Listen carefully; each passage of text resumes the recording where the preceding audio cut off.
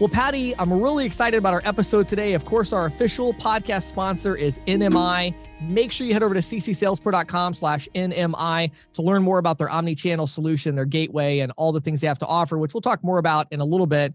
But today, Patti, could you share, what's the interview about and what our listeners have in store? I thought it was a really great interview we did today with V from MedesPro. And, we made some jokes about this, don't let your restaurant business go to toast. Right. But, they have a really interesting solution. And what really struck me is that this was a solution born out of necessity. Yeah. V and his wife had run a restaurant. They weren't satisfied with the POS systems they were getting. Right. So they sat down and they built something. And it's a really intriguing product. I think our listeners are going to really learn something. I know I learned a lot from this interview.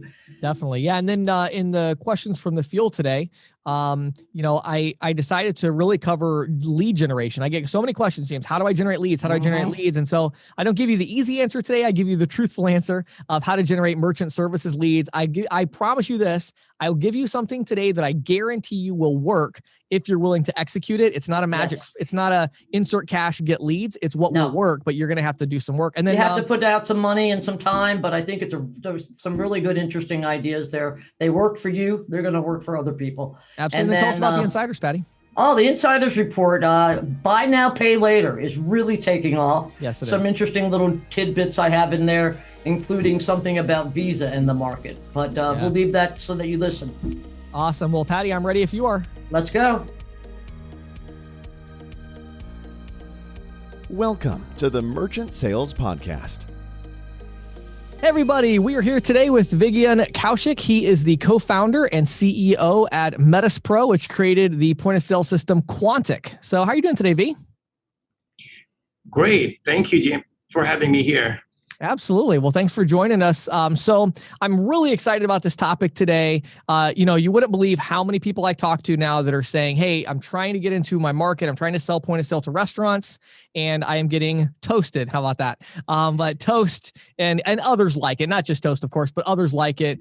They're really getting that stronghold. And so today we're going to talk about competing. And I know you have a strong product in this area, V. So before we dive into that though, love to hear your backstory. How did you get into this crazy industry? I know you and your wife started this company. So tell us a little bit about your backstory and how you ended up really competing with these companies to get into that restaurant POS market. Perfect. Yeah, for sure. So back in 2010, me and my wife were exploring what we could do outside of software development world that we have been for so many years. Sure. And one fine day, we got this idea of exploring restaurant space, and the idea turned into reality, and we started restaurant. Once we started the restaurant, we got our first point of sale system. We had some issues with the point of sale as we were not full-time operators, so we wanted to have easy report access and things like that. It wasn't happening.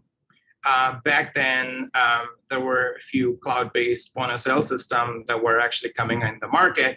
So we happened to buy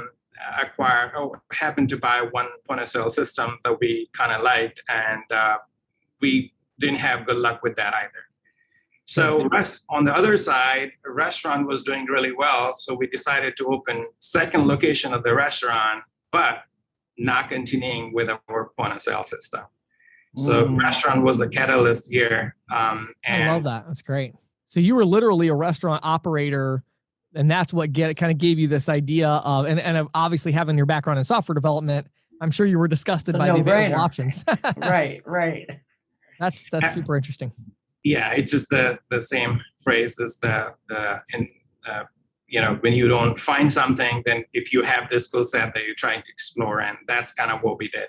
Yeah, I love it. So let me ask you this, you're really plugged into the restaurant POS market, and, maybe it's just my perception, but from what I'm seeing in the industry, it seems like it's pretty hot right now. It's like every restaurant that doesn't have a point of sale is trying to get one. If they have an old one, they're shopping for a new one. What do you feel like is really driving this demand for restaurant point of sale? Why is it such a hot market right now? Well, I think the whole industry is shifting a little bit. The last year was really difficult for everybody. And Right. now what you're seeing is that people are coming up with different ways for accepting orders in the store. The orders are coming through different channels, and the whole market is much different than what it used to be in the past. And that is really deriving the need of a different point of sale system that are capable of doing different things, that not just standard transactional point of sale. So that's really, I feel like there are so many ways people are now placing order, and the restaurant owners kind of need some ways of easy ways to get those orders to them. And this is why they're looking for different solutions that are out there. So what you're saying then, V, is that the COVID has had a huge impact on this, or is this something that would have evolved anyway? And is the demand being driven by those changes in consumer behaviors that we saw over the last 16 months, or is it a natural evolution? I would say since we have been in the space, we have been seeing every year changes that were kind of progressing, but COVID definitely changed things on a much different pace. I mean, the pace that it was changing, 2020 was really a different year. And everybody who was like, I have talked to multiple customers in the past, they wouldn't really care about online ordering and, contactless ordering in the past. But last year was definitely interesting, where we all have to figure out how do we get more business and more clients. Right. So it had definitely, in 16 months, it had changed a lot. Mm. So let's transition the conversation a little bit to the main topic, which is competing with Toast and others like them. But let's zero in on Toast for just a minute, because again, it's one of those where all of our listeners know who Toast is. They're all competing against them. It's kind of the 500-pound gorilla. So the question I have for you is this: what are they doing right? I mean, clearly they are getting a lot of restaurants. And I'll be honest, I wasn't sure that they'd be able to do it because, as you know, I mean, selling point of sale to restaurants is pretty difficult to do with kind of this traditional tech model over the phone, all of that. It's very involved. So I'm just curious from your perspective, what is Toast doing right? Why are restaurants, so interested in what they have to offer today? Well, there are a couple of different things that, in my opinion, that probably working well for them is they're obviously, as you said, they're a popular point of sale system in restaurant space. But one is that they got the fullest stack of the hardware, the processing, and they do this all. So it's everything's integrated together really well. Everything is integrated together, which may or may not be good from a merchant perspective, but good from their perspective. Mm-hmm. And that's the one thing. The other thing is that they are also creating a lot of awareness in the industry about the point of sale, different aspect of the restaurant industry, how they can, so kind of more creating more knowledge base out there.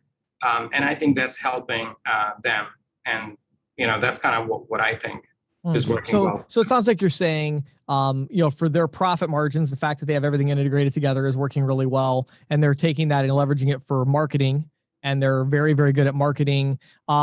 What do you see as, kind of on the flip side? What are some of the weaknesses when you look at them? Where are the cracks in the foundation, right? So when you look at Toast, what do you see as some of their weaknesses as they go after these restaurant clients, especially as the restaurants start using them, and maybe even other POS systems that are similar, but kind of speak to the weakness side of it? Yeah, well, in my mind, the first thing is that having some sort of restriction or not having a freedom of processing and locking them down in certain contracts is probably not always a good thing. I'm not saying it's always bad, but in certain situations, I think merchant having the freedom of choosing whichever processor they want or whatever they want to pay for their processing, I think it's a big thing. And I think Toast is definitely processing their own card, so that's really not there. The other thing is that I also truly believe in when I was a restaurant operator, when I bought my first point of sale system, when I had to buy the second point of sale system, the one thing that I didn't really like, I invested a whole lot of money in the hardware for my previous point of sale, and now I have to change it and I have to buy completely new hardware. Right. So any point of sale that has proprietary hardware that you can't use for other things is probably it's a challenge.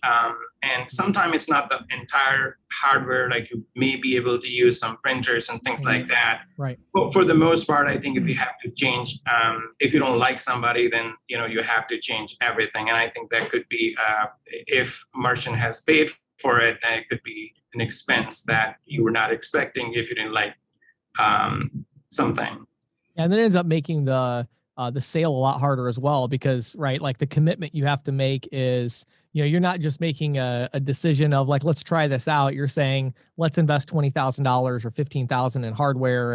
And if it doesn't work, well, we just lost 15 grand. It makes a much bigger decision for the restaurant, right? Absolutely.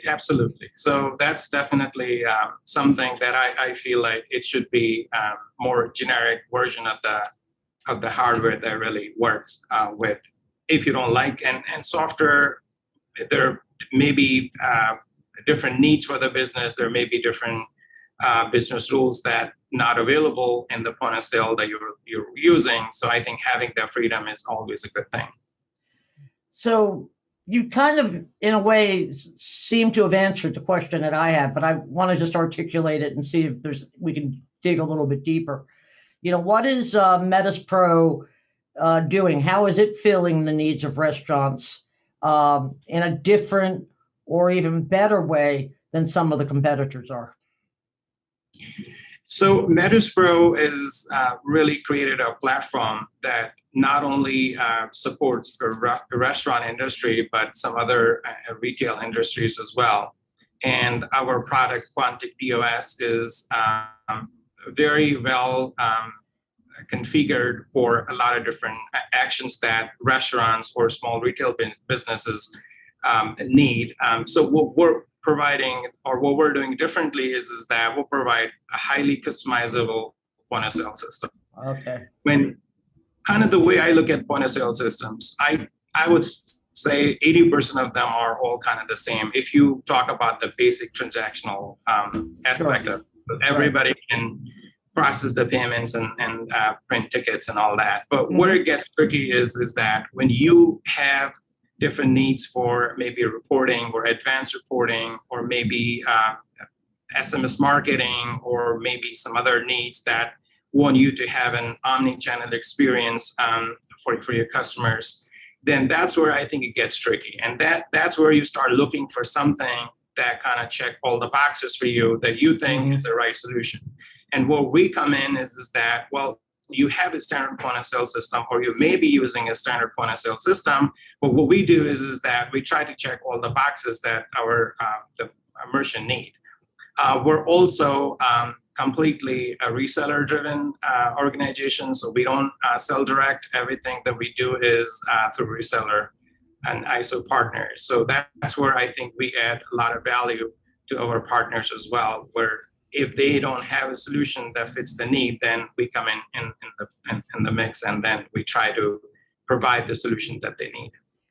That's really, that's interesting. It's a great segue. The question I had next for you, V, was, talk about the ISO and agent side of it. How do you structure these partnerships? Talk about, you mentioned processor agnostic. Maybe you can talk a little more about that. Do you have certain gateways you integrate with, or have direct integrations, or, what are your thoughts on that? And then also give us some high level financial structure. I mean, is this the kind of thing where you're charging software fees and the ISO gets a cut, or is it that they're making just money on the processing? You get the idea. So give our audience a little bit of a flavor of how you would, partner with them to give them that solution they need to go to market and compete with, larger competitors like Toast in the restaurant market.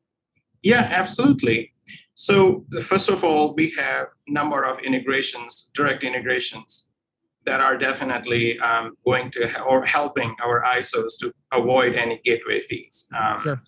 And we are continuing. We have dedicated projects every month that we pick different integrations, and we continue to integrate for the partners. Sure. And kind of the way we structure our process with the resellers is that we let our reseller build a merchant, and we build the resellers. So they have full freedom of creating their own price list. They can charge whatever they think they want to charge, or they might give it for free. And that's another really good thing when you're competing with other competitors out there. And if they are giving away free software, then with this approach, they have ability to give away free software as well, if they have enough margins to be able to pay MedesPro the cost of the software.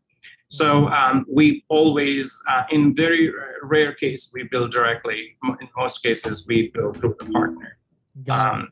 It just makes things a lot easier for them, for us. Yeah. I always like that. I do. I think whoever has the billing relationship, that's a big deal. And I think a lot of the ISOs really like that. It allows you guys to stay more focused on what you're doing. Let me throw in one kind of maybe off the wall question, but something I wanted to dig in a little bit more. The ISOs and agents, their big concern when it comes to selling more complex point of sale solutions is always opportunity cost, meaning they're going to sell a restaurant and they're going to spend the next week in the restaurant trying to set it up and trying to train employees and things of that nature. Talk a little bit about how you're handling onboarding. So, you have an ISO, they bring you a deal. Hey, here's a big 2-location, 3-location restaurant and bar, and they need all these stations and printers and, everything.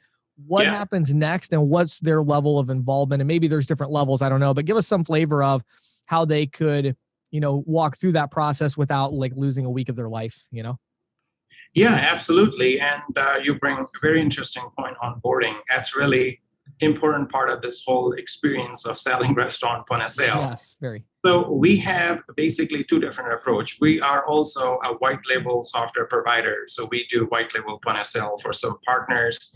As I said, we don't compete with partners. So we basically let them pretty much handle the sales cycle. When it comes to onboarding, we have a partner portal where they submit the account information and then we take over on their behalf. There are partners that we have where they're actually doing pretty much onboarding themselves through our tools. But in other cases, we provide the complete onboarding experience for them. And we basically handle end to end. We also have a configuration facility here in Bourbon, PA, where we actually configure the entire hardware and software, and we ship everything together. So we can reduce the amount of time that you would put if you were sending just the hardware out at the location, and then you have to figure everything all out. We also partner with a third-party implementation company, Boomtown, where we actually can help send technician online, on-site, and they can help with installation, and it works really great. Yeah, I think that's crucial. It really is. I think there's a lot of, it's one of the big adjustments our industry needs to make. I'm glad you brought that up because, there's so many agents and ISOs out there that they're just not used to selling big ticket items. You know what I mean? And they're going out there, and even if they're giving away the hardware for free or something crazy like that, they still can't quite pull it off because it's like, well, they have to charge $1,000 for an on-site installation or whatever. Right. And it's like, that's nothing. These restaurants are literally, they've got $10,000 a week payroll, right? In some cases, maybe 5,000, whatever, but they have huge payroll and they're trying to implement a system that's going to just totally change the way they run their business. In many cases, they are willing and wanting, like, please let me write this check so I can get an expert to come out and run all the cables and make sure everything. I mean, are you seeing, like, let me ask it to you this way, V. When you look at these larger restaurants that you work with, I mean, what percentage of them are wanting that kind of white glove experience, send somebody here, make sure everything is really good versus like they want to do the install themselves? I mean, maybe I'm wrong about that. Are there more restaurants now that are wanting to do it themselves? What are you seeing there? It's a very, very good question. And we obviously see this a lot, almost on a daily basis. Honestly, if you give them the choice, then they all want on-site install. Like that. There are a lot of complexity in point of sale, and especially when you talk about cloud-based point of sale system, not just us, anybody. There's a lot of network dependencies. There are Wi-Fi factors. If you don't set it up right, then POS system is not going to work well. So for the most part, I think what I have heard, and it's very tricky question, especially last in 16, 17 months, where we have seen everything has been very difficult, and a lot of this stuff has moved to online or remote or phone support, this and that. But it's definitely wherever it's possible, we try to do this in person or send the technician. But we obviously are also doing a lot of online, remote install as well. I'm sure. Where and this is where we pre-configure everything. So when our merchant gets the hardware, they're not trying to figure out every single thing. And sometimes like even opening a box might be a challenge because you don't know where each cable is going to go and you have to read manual. And being in the restaurant business, I can tell you is that after having the skill set that I needed to pull the reports or do what I wanted to do, I was not able to find the time. So no matter what you are capable to do, when you run a small business, your priority always kind of changing, and you have all sort of, other important things to take care of. So regardless, how to install it, I don't think you will be able to find the time that it takes. It's a little challenge. I agree. I'm glad you said that. I really think that's something our audience needed to hear because they need to understand it. And again, I call it opportunity cost, because for me, I started selling point of sale systems, this is like 12 years, 11 years ago. And, there wasn't as much of the cloud-based and all of that. But even still, what I found was it's like I could spend 8 hours at the restaurant, or I could pay somebody to spend 3 hours because they're a lot better than me at the restaurant, training. And then meanwhile, I take my 8 hours, I go make another sale. So I make a lot more money and I don't have to deal with the stuff I'm not good at. So I think it's focusing on, your strengths. So kind of along those lines, one last question for you. And then I want to get some contact information and things like that. But, talk about marketing for just a second. You're seeing all these different ISOs and agents out there that are selling restaurants. When you look at somebody like a Toast, you mentioned their marketing right at the beginning as one of their strengths, which it is. I mean, restaurants all know about Toast. So how, what tips would you have? What are you seeing they're doing that's working? And then what tips do you have for ISOs and agents that they want to break into this market? They want to get out there and they want to make restaurants aware that, hey, there's alternatives to these big PayFacs and, larger ISVs that are processor, locked in like that. What are you seeing that's working to break into this restaurant market with point of sale? So one thing that I really like with ISO channels that we work with, and we partner with like-minded ISOs that really kind of follow the similar approach, where we believe in long-term relationship with the merchant. Sure. So when you have ISOs, agents that are really local to the business and they're able to see them, they're able to talk to them and understand what their needs are, I think if ISOs or agents can build upon that, having their relationship component, then I think that helps a lot. Marketing is a very tricky in the sense like there's no right way or wrong way to do it. It just there are certain things that works for you, certain things don't.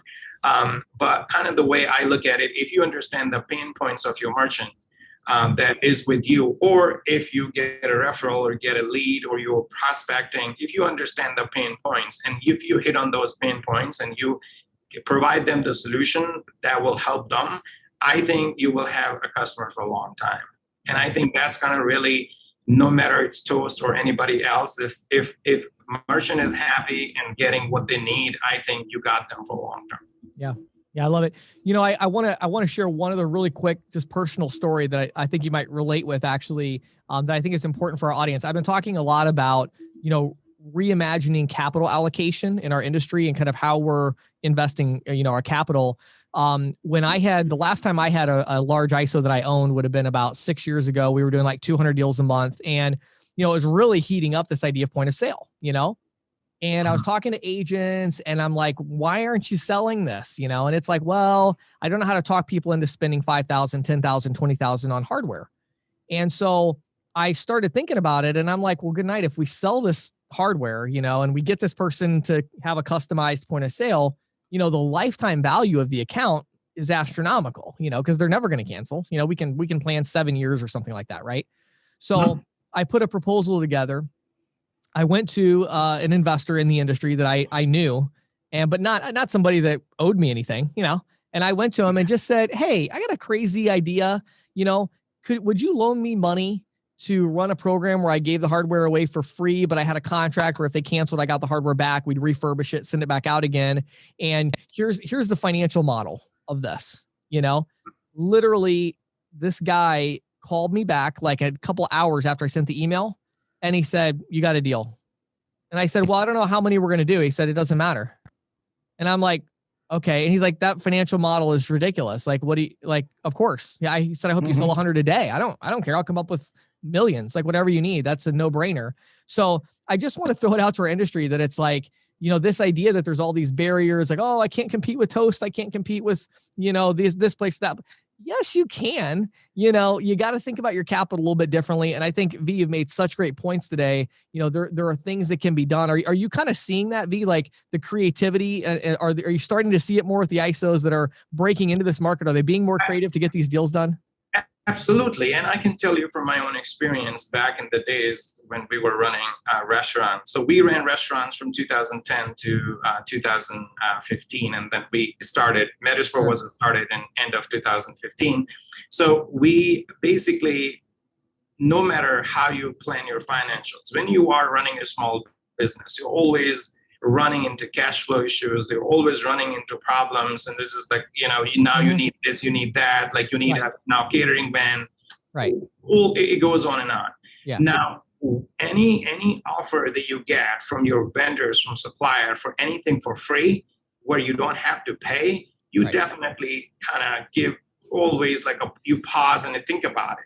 Yeah. So if you have a way to give away anything or not even like completely free, even if you can reduce the upfront investment for a restaurant that really need a $10,000, $20,000 point of sale system, giving them a like break or giving them something for free, and this is what a lot of the other players are doing who are making success in this space is that they're doing it. So if you can do that or create that model, I think that will work very well. And I talked to a number of ISOs and some customers as well. We also have some programs that we have put together through third-party financing companies for the same purpose. But that model works very well. Yeah, I love it. Like what we did, we just had a subscription. So it was like based on, it was like you have your software subscription and then we had the hardware subscription. So basically we're just renting the hardware is kind of how it was. And it's like, if you want each station is X amount per month or whatever. And then of course we're making all the money on the processing fees, and everybody was loving it. So anyway, we could go on talking about this for a long time. I have a lot more to share, which we'll have to come back to in another episode. But for right now, please give our audience some information. Just to clarify, and I want to make sure we get this right. You said MedesPro is the kind of the platform or almost like a parent company to Quantic, which is the POS solution that you have provisioned specifically for restaurants and maybe a few others. Is that correct? Absolutely. So MedesPro is a platform that has multiple different products. So we not only do point of sale, we have invoicing product, we have payment terminals, Android-based PAX terminals that we deploy. We have digital signage, we have complete omni-channel experience. So what we have done is we've created this platform for small businesses, and we're specialized obviously in restaurants and also other different other retail businesses as well. Sure. But what we have is we call the product Quantic. Quantic is our point of sale product, but we also have Quantic terminals, Quantic e-commerce, and several other ancillary products along the way. So again, it goes back to the solution. So we always, when I was doing this, I not only needed the point of sale, I needed my e-commerce website, I needed my phone ordering, I needed all of that together. Just the point of sale wasn't enough for me. So that's where we basically created this platform that provide all these different solutions. Love it. Love it. And then where would you send our audience to learn more? Where should they go if they want to learn more about you and about becoming a reseller? Sure. For resellers, we have our website, MedesPro.com. And for product, we have a website called getquantic.com. So if you're on MetisPro.com, you can visit Get Quantic from there as well. And can you spell MedesPro for us to make sure we got the website correct? Sure. It's METISPRO.com. METISPRO.com. You got it. Got it. Okay, great. So everybody go to MedesPro.com. And then V, anywhere that people could look you up. I'm assuming you're on LinkedIn and other places, right? They can look you up as well. Absolutely. Yeah, I'm on LinkedIn. I can be reached there. At the same time, I can also be reached through MetisPro.com through contact page. Oh, got it. Awesome. Well, V, thank you so much for your time today. Great insights, great information for audience. Really appreciate you taking the time. Yeah, I really learned a lot today, V. Thank you. Thank you. Thanks for having me.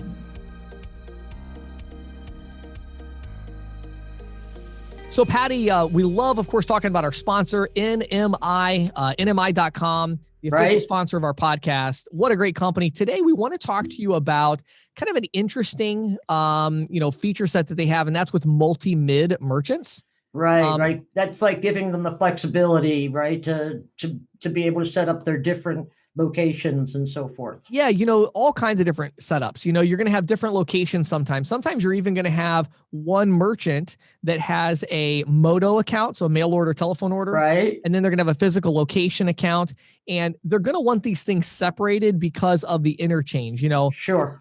Based on the SIC code of the merchant and the type, it'd be better for them to say, this is an e-commerce account, this is physical location. They're going to get better interchange rates that way. Mm-hmm. But if they have to separate them on totally different platforms, different statements, different all of that, that can be confusing. NMI combines it in the dashboard for the merchant. So we talked last week about the platform for the ISOs, but the dashboard. But there's also a really great dashboard for the merchant that has these multiple mids to actually see in one view. Okay, where am I getting my revenue? Is it from my e-commerce shopping cart or telephone orders? Or physical location. So So they manage the mids on a single gateway account, right? Is what you're saying. Yes. And then they can consolidate all of the data with real-time reporting, as I understand it. Yep. Absolutely. Yeah. That's correct. Yeah, I love it. And then, so I also just wanted to make sure also, does that give them the ability to route transactions based on a variety of parameters? So there's a lot of flexibility with the API. I wouldn't want to get too specific, but I think what I would say is if these are kind of the things that are interesting you need to reach out to NMI. I encourage all of our listeners, have a conversation. What do you have to lose? You need to talk to them and see tell them what you do and ask them how they can help. I mean, worst case scenario, you call, you make a friend, you make a connection, and maybe it's not the right fit. But most of our listeners, I really believe if you explain, hey, here's the types of merchants I'm selling, the types of systems I'm selling, how can I work with NMI? I think you'd have a very interesting call. Yeah, I think that you would come away happy. So if you're interested, and you should be, and you want to see some more, we would really appreciate it. James and I would really appreciate it if you would go to ccsalespro.com/NMI. That's Nancy, N as in Nancy, M as in Mary, I as in Irene. Again, ccsalespro.com/NMI. Give it a look. And now, here is questions from the field with James Shepard. So Patti, right before we started recording this episode, I had, I was playing ping pong right before we started this episode, but right before that, I had a really interesting call. We just got a ping pong room. I actually rented an extra office. So jealous. I know. I rented an extra office down the hall, and we went over to the people doing our lease, and they're like, oh, are you hired somebody else? Because we've been adding offices like crazy. Right. And like, oh, did you hire somebody else? I said, no, we're just getting a ping pong table.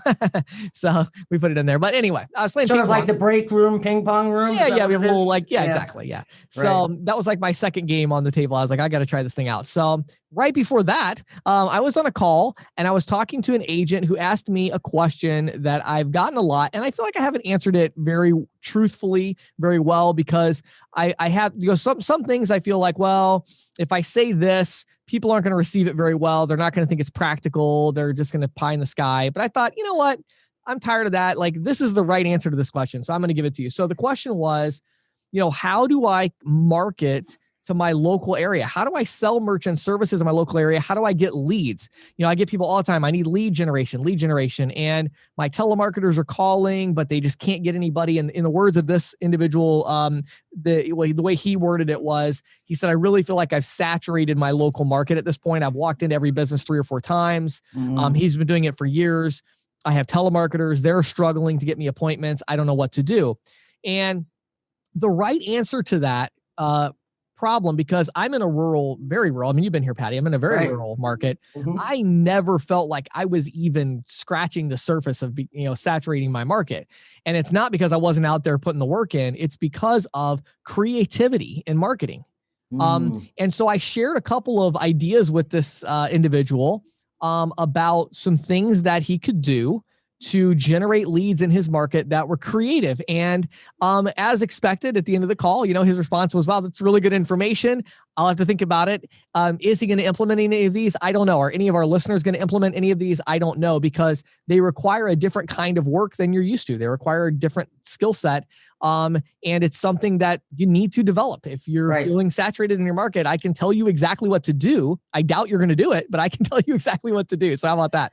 Well, part of it also, isn't it? You just need to change your mindset. Yes. You know, I mean, you have your traditional way of marketing. You've been doing it for years. It's worked okay. But, market influences are changing. People's perceptions are changing. What gets people's attention is changing. Right. So I thought what I would do, Patti, to answer this, rather than giving kind of the, just do all social media magical stuff and, whatever, I thought I would just be super practical. And I'm going to give 2 examples of actual things that I did in my local market. Excellent. That were creative. That really worked well. Okay. So number 1 on my list, I sought out a local business attorney that had a good track record of success in the local area, lots of connections. And I said, I'm planning to write an ebook. I'm also going to do a print version, but I'm going to write a little, book for small business owners in the local area about payment processing. So I'm a payment processing expert. You're an attorney. One of the things I find that are really a lot of local businesses are struggling with is they're signing these agreements, these merchant agreements that have, early termination fees. They have all these extra hidden costs and all of that. And so I thought, maybe, would you be willing to work with me to co-author a free book? I will pay for everything. And it's going to be great publicity for you, great publicity for me. I already have a marketing team. We will make sure we blanket the market with this thing. But would you be willing to work with me? And what that means is that I would interview you on audio, like recorded audio. I have a bunch of questions to ask you. I'll give them to you ahead of time. You can review them. You can research them, questions about contracts and issues. And then what I'm going to do is I will take that information back. I have some information to share as well.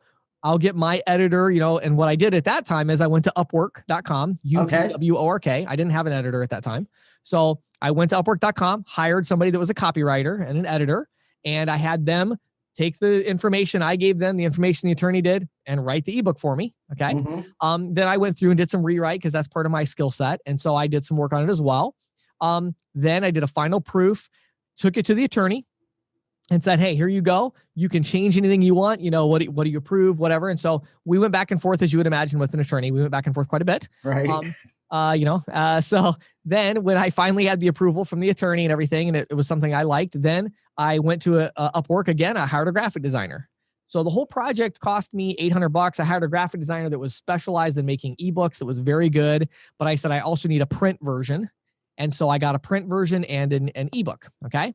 So now my telemarketers called through everybody in the area, not about credit card processing services, but hey, the reason I'm calling is that, my boss, James Shepard, got together with attorney such and such, who I'm sure you are aware of, and they have co-authored a short little ebook, and they have a print version as well to help small business owners navigate contracts, especially as it relates to credit card processing, where there's so many hidden costs.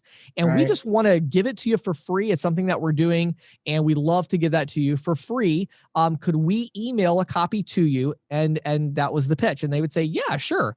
We'd email it and they'd say, great. Now, if you don't mind, I know, ebooks are great, but James loves to come by and actually put a paper copy in your hand just so you have it to flip through. Would you be available tomorrow around 2 so James could come by and hand you this ebook? Well, Obviously, the design of the ebook, I made sure my headshot was on the cover, and I made sure the attorney's headshot was on the cover.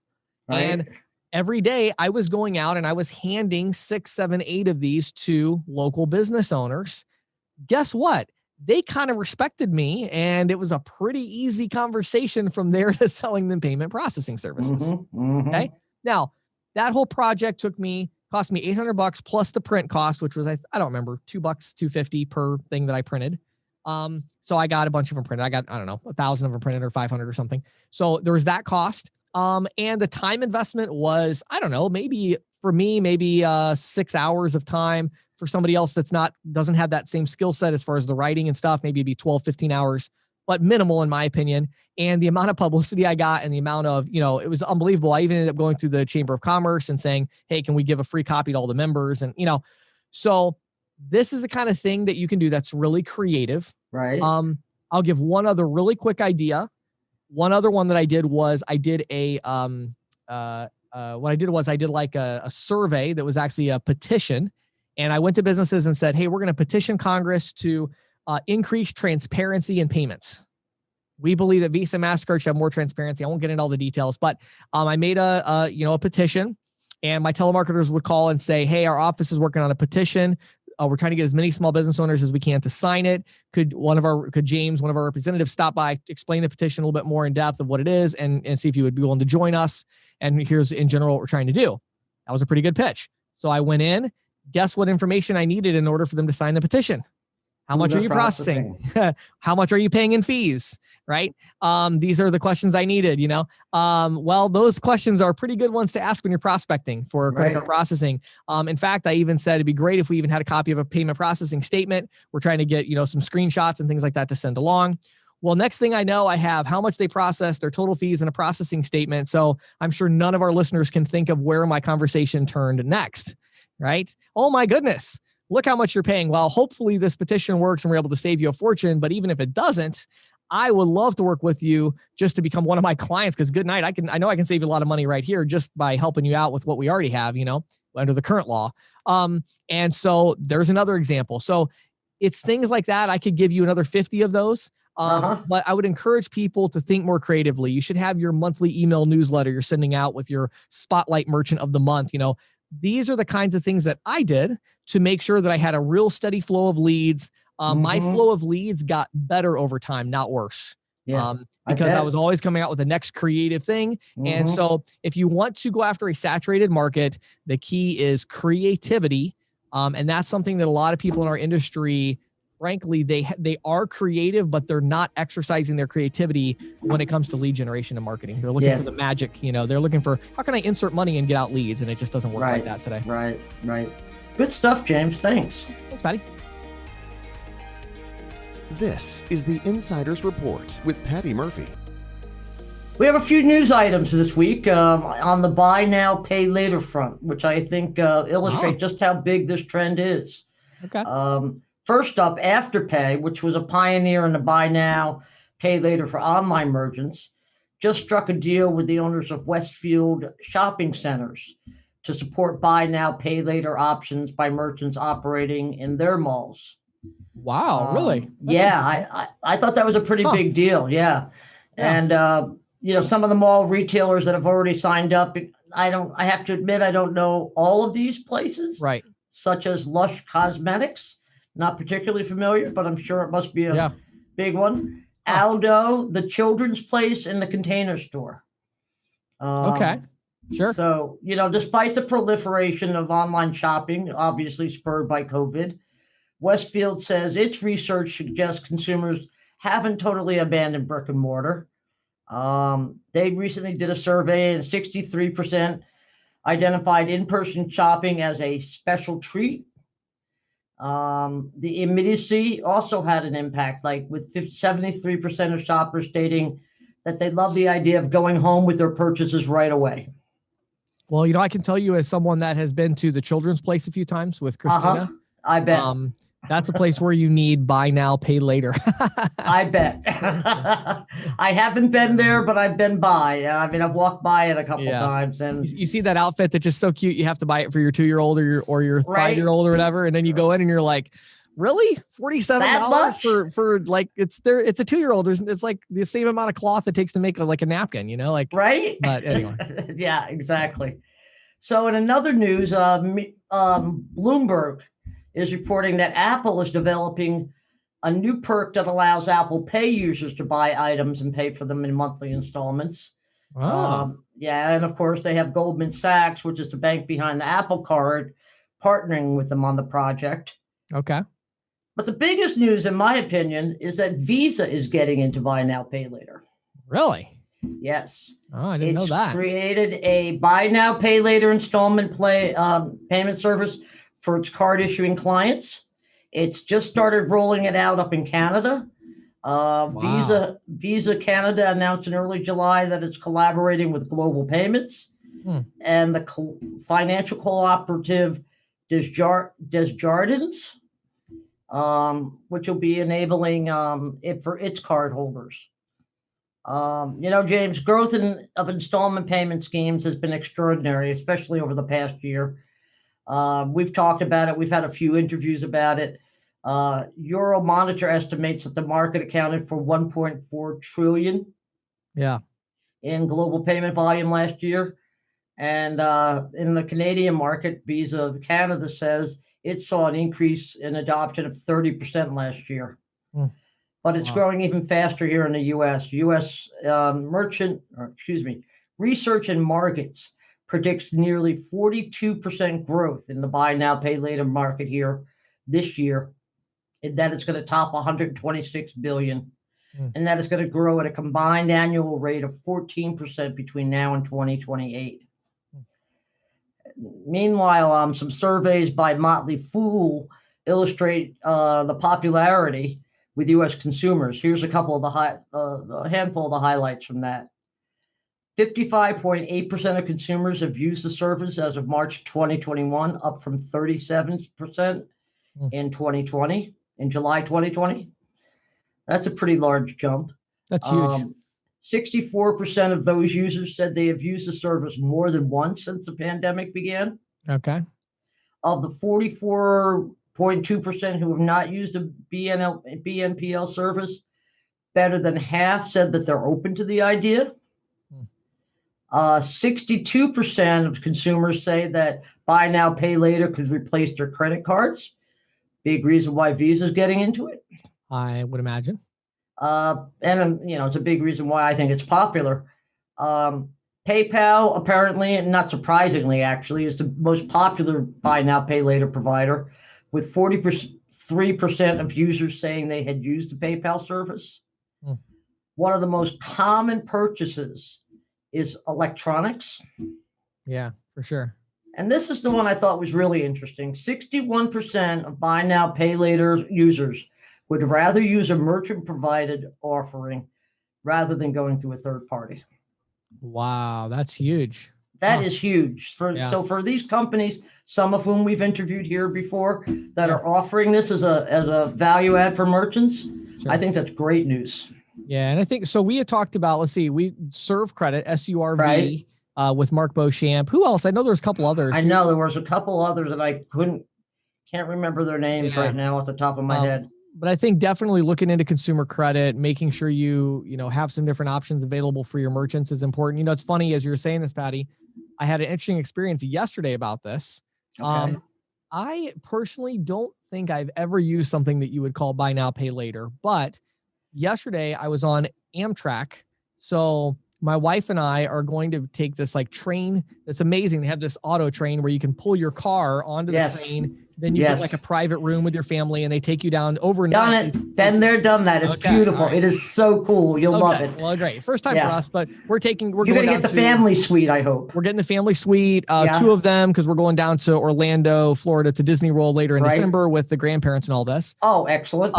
And bringing all the kids and everything. So needless to say, as I'm sure you know, that's pretty expensive. I was rather surprised by the expense, actually. So I was on save on that auto rental over flying, remember? Yes, of course. But we're talking about thousands of dollars for this. Right. So especially for the whole fam. Yeah. So then I got to the ending screen and I went to pay for this thing, and I realized when I went to pay for it, oh man, I'm gonna have to call the bank and get an increase on my, Right. on my one-time transaction amount because it was so much money. Right. And I see their little ad right there, buy now, pay later, or some such. Amtrak is offering it. Excellent. Yes. And I looked at that but the thing that made the decision for me, I didn't do it. I ended up reaching out to the bank is, usually those services, they end up being rather difficult to sign up for and cumbersome in terms of just the amount of time it takes where it's like, it's probably going to be faster for me to just deal with it on my credit card. Now, I'm sure there's a lot of people that would rather, keep that credit card balance there. Right. It was just more a matter of like the limit, of an individual transaction's too low. But I think it's going to be very popular. And I think what companies like Visa might bring to the table is streamlining this, Mm-hmm. make it a better experience, Right. For the end user there. I think if it was faster and easier and people kind of felt like I could probably click on that and within a couple of minutes, I could be good to go here. Right. I think a lot more people would do it. And I'm with you because I have not used it for that very reason. Yeah. I've clicked on it. I saw everything I had to fill out. It's like, oh, the heck with it. I'm just going to put it on my card because I don't feel like going through 3 more screens. Exactly. It's like, I already signed up for the credit card. I don't want to sign it. It feels like you're signing up for a credit card. That's exactly what it feels like. Yes. And yes. And ironically, in a way you kind of are. You are, but like with Capital One as an example, like I have a Capital One card. Honestly, I think it was easier signing up for that than it is for some of these buy now pay later stuff. Yeah, wouldn't surprise me. So I think as they become more streamlined, more mainstream, I think they'll become increasingly popular as well. I also got a kick out of, there was something I was buying and I don't even remember what it was. It was some kind of clothing. Yeah. And it was like, oh, you can do a buy now, pay later. I'm like, this article of clothing is less than $100. Why would I want to do that? Yeah. Streamlined into 4 payments of $19.95. Right. I felt like I was on QVT or right? Yeah, QVC. Well, yeah, QVC. And it's like, and my thing is maybe there's some legs to that, but it's going to have to be super convenient, and it's going to have to be that somebody's taking the risk that they can't. You don't want a hard credit inquiry to borrow $100. Exactly. You know what I mean? Exactly. So it'll be interesting. Definitely keep us posted, Patty. I'm sure it'll be interesting to see how it plays out. Yeah, I really think it's going to be interesting, James. Thank you for listening to the Merchant Sales Podcast. Whether you are an industry veteran, processing executive, or just trying to learn about the payment space, we appreciate your time. The Merchant Sales Podcast is a joint production of Greensheet.com and ccsalespro.com, and we hope you will tune in next week for more information and tips on building your merchant services business.